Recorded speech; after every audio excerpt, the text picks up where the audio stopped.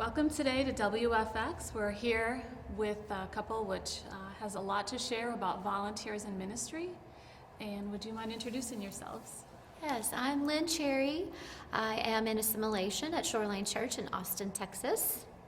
And I'm David Cherry. I was technical director for 22 years, 14 of which the last year was with Shoreline Church. Nice. Now I understand your ministries kind of coincide. They're not directly related, but they definitely complement each other. Would you each mind just describing each of your roles at your church? Mm-hmm. So as it relates to volunteers, with the assimilation department, we're all about recruiting, getting them involved, welcoming them to the team, reaching out and getting those people plugged in, and then we hand them off to our department heads, one of which was David. Yeah, and then I would pick them up from there and train them, get them plugged in, and build a great team.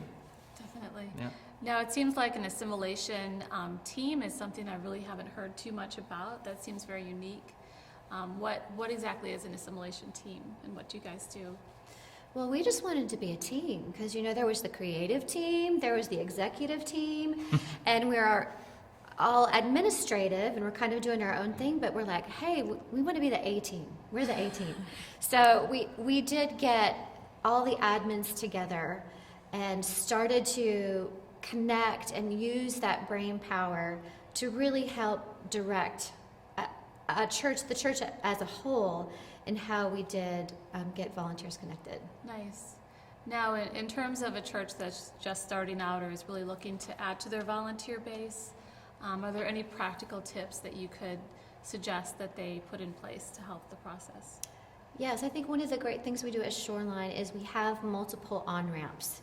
There's not just one way that someone can come and get involved in a serving team. So we have every Sunday morning, we're talking about if you're new to Shoreline, if you've been here for a while and you're ready to take that next step of involvement, you can do that today by filling out this card. We have a Connect Center in the lobby where our staff and volunteers are always recruiting. We have an online on-ramp for those people who just want to be at home in their pajamas and browse through all the jobs. They can do that. All of our volunteer opportunities are listed on our website, along with a registration form. So, and we've just shifted our welcome class. Our welcome class was really heavy on content. We wanted people to know who we are, what is our vision, what are our core values, and we were taking 90 minutes to tell them all of that. Then we're like, we're really missing the boat here because these people are enthusiastic about who we are. They've come back to our campus on another night, and we're just giving them content and lecture, and we're not making a connection.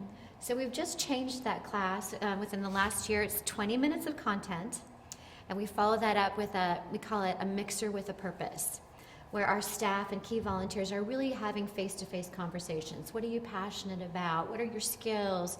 Are you ready to get involved, and how can I help you? That's wonderful.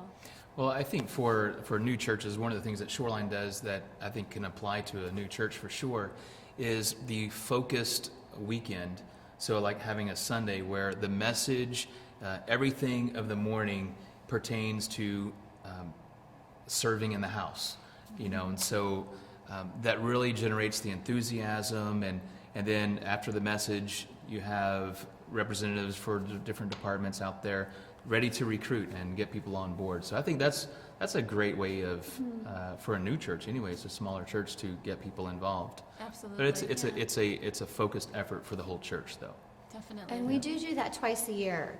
We've found there's this natural momentum where people are ready to get involved. In January, of course, it's a new beginning for everyone. And so people are like wanting to do something different, wanting to do something significant. They're ready to take that step. But we also have a Next Step Sunday in August. That's another new beginning for our congregation, where we usually get more participation in August than we do in January. That's really good to hear that it's kind of a calendar-based interest. That makes total sense. Yeah, it happens whenever families are kind of getting into a routine. Like during the summer, in particular, you're out of a routine. Then when school starts, then you're looking for this rhythm. Yeah, definitely. Now, in that process, would you say there's any lessons you've learned along the way that you might recommend to a smaller church? Sure. I think one of our philosophies about volunteering is we want to make it as easy as possible for people to get involved. And I think sometimes in church life, we are really good about putting up barriers. And you've got to jump through all these hoops in order to be a part of our team. And then you just ask yourself, what makes a church staff member, now that they're getting a paycheck, suddenly more trustworthy person? So, we want to, those volunteers, they're trustworthy, they're good people, and why are we making them jump through all of these hoops? So we really just wanted to break down some of the barriers. And we had this serving form that used up every available field in WUFU, 11 pages long when you print it out. And it was just a monster. And we started getting all these incomplete forms, and people are abandoning the process because it's too cumbersome. Yeah. So we just recently streamlined everything, and it's enter your address information and click in one box. And then you're going to hear from our staff. That was a barrier. We also discovered that our Connect form was a barrier to getting people involved. We had 40 asks on one card. And then, our production changed in the service, and the time allotted for that just kind of shrunk. And in addition to that, the lighting's different in the sanctuary, and people just couldn't fill out the card and answer all those questions. So we've unveiled a new card this summer with 8 asks. So we got rid of 32 options. It wasn't easy. It's kind of hard to get all the staff to agree to removing these barriers, and you've got to be able to stand up to those opinionated people on your staff and say, this is the vision, this is why we're making these choices, and come on, let's keep moving forward. Definitely. Now, to a church that's out there, what would you say if they're looking for volunteers to kind of head up this assimilation team? What kind of giftedness would you say the people involved in, say, your role would need? I think you definitely want someone who is administratively gifted, someone who actually likes answering email and loves to talk on the phone. That's kind of a skill that is fading a little bit in our culture. People are used to texting and emailing, but we have found people are so surprised when they get a phone call from us. And that is it's a high touch right now to have a conversation. So I think those are great qualities, and a people person as well who's wanting to engage in conversation and has those skills to invite people's story. Very nice. So now when you get the person on board and you discover their passion, then you pass them along. A lot of churches find that, keeping that person involved in the volunteering can be a challenge. What methods have you used to really engage your volunteers?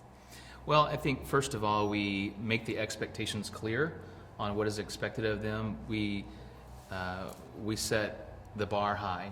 They probably already know that just coming in. They know that the quality of deliverables that we have are excellent, and so which is oftentimes the reason that they want them to be involved anyhow. And so articulating what the win is, what the expectation is week in, week out, and then providing the training and the tools, everything that's necessary for them to get there. I think that once you get beyond that, then it really becomes more of a family, because we incorporate small groups and pastoral care. Yeah. Even though I was a technical director, honestly, I pastored this team, and so we're making hospital visits. We're making the football game for their kids or whatever.